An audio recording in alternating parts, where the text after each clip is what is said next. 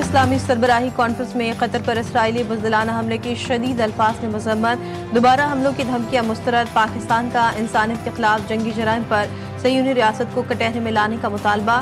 عرب اسلامی ہنگامی سربراہ اجلاس سے خطاب میں وزیراعظم شہباز شریف نے کہا، اسرائیل نے ہمارے برادر ملک قطر کی خود مختاری اور سلامتی کی خلاف ورزی کی، عالمی قوانین کی دھجیاں اڑانا قابل مذمت ہے۔ غزہ میں انسانیت سسک رہی ہے، ہنگامی بنیادوں پر امداد کی فراہمی کی جائے، اجتماعی دانش سے اقدامات نہ کیے تو تاریخ معاف نہیں کرے گی۔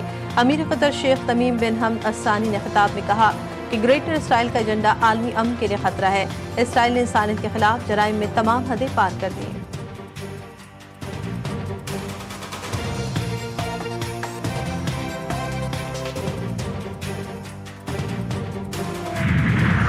وزیراعظم کی بیرون ملک یاترا جاری، پہلے سعودی عرب پھر برطانیہ، وہاں سے امریکہ جائیں گے۔ ریاض میں سعودی قیادت سے ملاقاتیں ہوں گی، لندن میں برطانوی حکام سے بیٹھک لگائیں گے۔ شہباز شریف 21 ستمبر کو امریکہ پہنچیں گے، جہاں وہ نیو یارک میں UN جنرل اجلاس میں شرکت اور 26 ستمبر کو خطاب کریں گے۔ 22 ستمبر کو وزیراعظم کی فلسطین سے متعلق سربراہ کانفرنس میں شرکت بھی متوقع ہے۔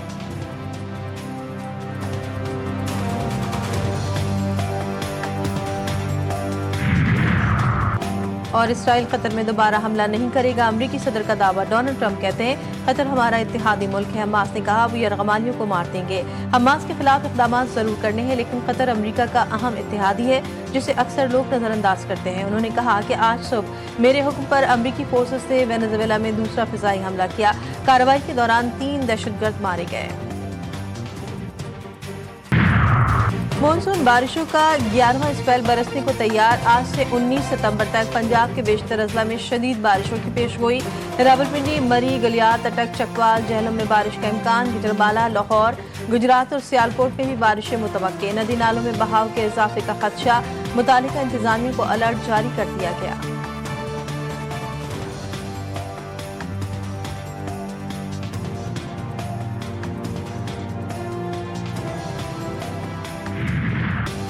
کراچی میں خونی ٹینکر، آج مزید 2 زندگیاں نکل گیا۔ لانڈی اسپتال چورنگی قریب ٹینکر نے موٹر سائیکل سواروں کو کچل ڈالا، ماں بیٹا موقع پر ہی دم توڑ گئے، دوسرا بیٹا زخمی ہو گیا۔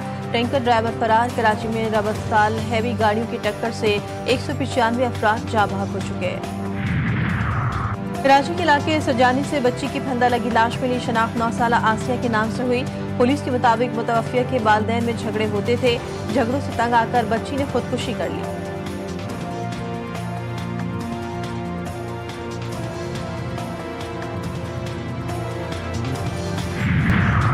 وزیراعظم کی سعودی ولی عہد محمد بن سلمان سے ملاقات، دوحہ پر اسرائیلی حملے کے بعد کی صورتحال پر تبادلہ خیال۔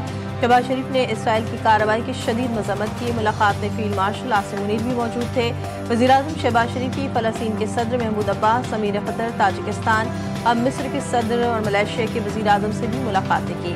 وزیراعظم سے اردن کے بادشاہ عبداللہ دوم کی بھی ملاقات، مسلم امہ کے اتحاد اور خطے میں امن کے لیے قریبی مشاورت پر اتفاق۔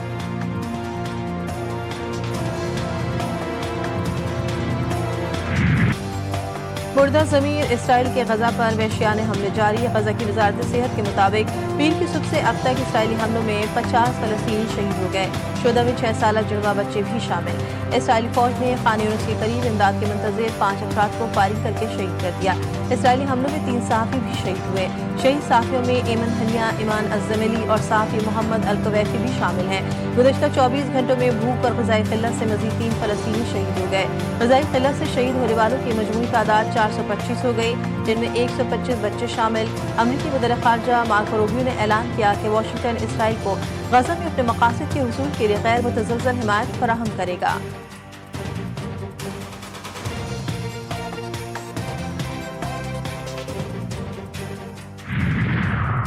T20 ایشیا کپ کے مقابلے متحدہ عرب امارات نے عمان کو 42 رنز سے شکست دے دی۔